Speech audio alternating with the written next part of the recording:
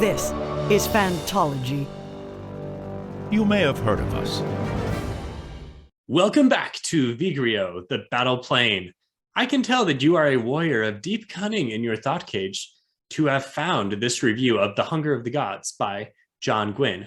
I am Stephen, your host from Phantology Books, and we're going through the second book in the Bloodsworn trilogy due to come out this week. This will be a no-spoiler review of The Hunger of the Gods, but I will reference events from the Shadow of the Gods. So with the second book in a series, it's probably more about like, if you read the first one and you liked it, will you like the second book as well? And I'm going to say you're going to. If you are a fan of John Gwynne and you are a fan of the first book, this one hits all of the same notes and honestly, I think is better, which is good for me because I have to admit I was not a huge fan of the first book. Not, hating it enough to not continue reading, but didn't really get all of the hype around John Gwynne because I hadn't read any of his other series. This was my first exposure. However, book 2 is a big improvement in my opinion. The two biggest reasons for me were better pacing. I thought the first book was just breakneck, fight all the time. There were never any breaks and it was just hard for me. It's just exhausting. Like after having so much carnage and fighting, I needed more breaks. And so book 2 does a better job with the pacing. The second reason was the interweaving of the different point of view character stories. There are more point of views in book 2, including a couple that you might be surprised by. I won't say who that is yet, but I think you're going to enjoy it. And it does a good job. Gwynne does a good job of interweaving these guys. So it's not just like at the very climax where they all come together. And I guess I won't even tell you if that does happen or not, but throughout the book, there is interweaving of the stories as different characters see each other. And I always like when books do this when you have multiple point of view characters, but obviously the characters don't know that the other characters are point of view characters. So they'll see someone and the reader will know who it is. The character doesn't necessarily know who it is. You know what I mean, right? This is fun. This is a fun thing.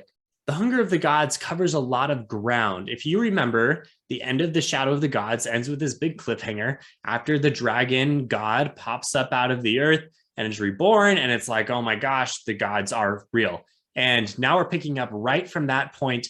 But by the end of book 2, we've made a lot of advancement to the point where there are now several additional plot lines that the third book is going to be able to delve into. And I think John Gwynne's going to do a pretty good job here of tying these things all together. I can see that book 2 is somewhat of a setup book, which sometimes is hard for readers. Second books can be tough because authors know where they want to go, but they don't always know what the middle parts of the plot are to get them there. But I think this is a fairly good job. There are a few plots as I was reading that I was like, yeah, this kind of feels like a bit of a setup. We're just kind of like moving characters around to get where he needs them to be, but it wasn't annoying. And I found that even though I kind of identify what those plot threads were, I still cared about them. So overall, this was a very nice setup book, a very good second book and a good book overall.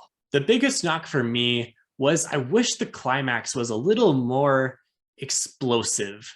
I like the big Sanderlanche type climaxes where things that have been hinted at throughout the book all to come together. It's somewhat of a surprise. Things are surprising and inevitable and fun when it all happens finally. And, there's some things here, but it didn't quite have that same explosive nature, the same epic nature that I was maybe expecting from books that have these massive god beasts on the cover. So sure, things happen. Like, don't get me wrong. It is exciting at the end, but I guess the big thing, the big climax that he has planned, that's going to be a third book thing at the end of the trilogy. So maybe don't get your hopes up too much for the huge explosive climax. Okay, ratings for different sections of the book. So setting, I'm going to give 8 out of 10. This is a familiar Norse type setting. We know this. We've read the first book. I think this is a very solid setting. It doesn't require a lot of explanation.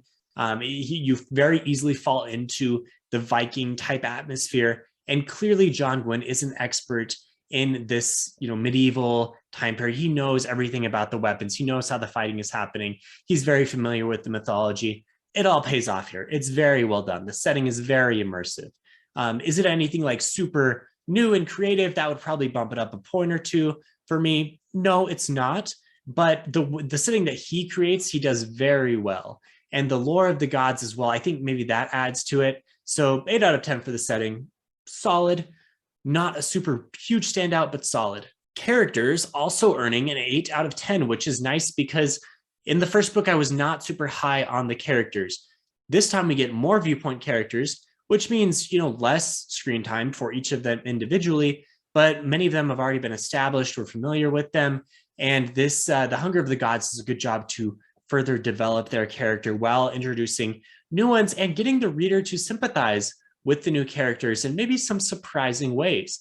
When I first saw who the new characters were, I thought maybe I wasn't expecting the emotional reactions that I would have towards them by the end of the book. So I think that's a sign that he did a very good job with the point of view characters. The side characters are fairly interchangeable, like every different group has essentially the same side characters with different names that serve the same purpose. That's going to be my main knock on the characters. But look, side characters are always hard in a book, with especially books these big. Like, how do you focus and make side characters super memorable while still spending enough time on the main characters? Unless you're Joe Abercrombie, it's tough. I think I can't really think of too many other authors who do an amazing job with side characters. Prose, I'm going 7 out of 10. I think it is certainly well written. It's a well-written book. It's solid prose. It's just the way that the action especially is presented is not my favorite. And maybe you like it fine and you don't notice this, but it all just kind of bugged me the way that he would present it. He uses a ton of gerunds, like every word ends in ing, and it kind of creates this like action where the reader is, I think what he's trying to do is get the reader to be like right there along for the ride as things are happening, as you are rolling and stumbling and slashing. And it's just, I don't know, it just feels a little weird to me. It's not my favorite.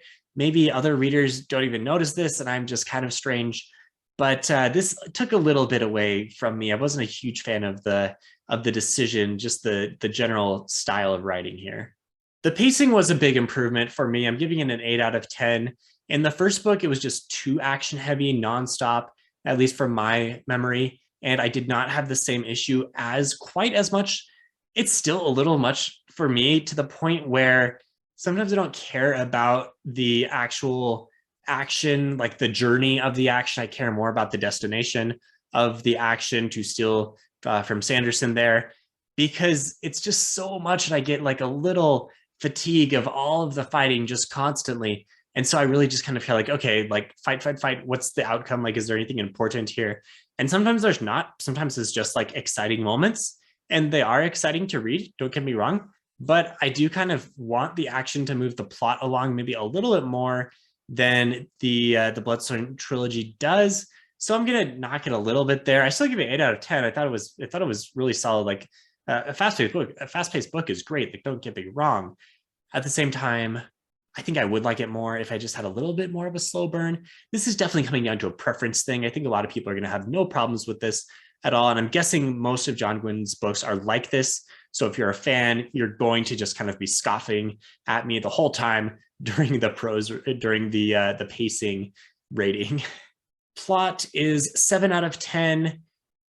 It was okay. There were maybe not enough twists for me. It was fairly straightforward. There were definitely some things that happened by the end, but there weren't any like, aha, fist bump, awesome, I can't believe that happened, it makes so much sense type things. And I just love those moments. So if an author is able to pull those off, that really adds bonus points for me. Maybe you don't care quite as much about that, but that's not the style these books are written in. There are twists, there are exciting things that happened, but it wasn't quite epic enough to where, like, compared to other books that I enjoy, this one doesn't quite get to those heights. So yes, enjoyable. Yes, good plot. Yes, exciting things. Not quite the same amount of excitement that I've seen in other books.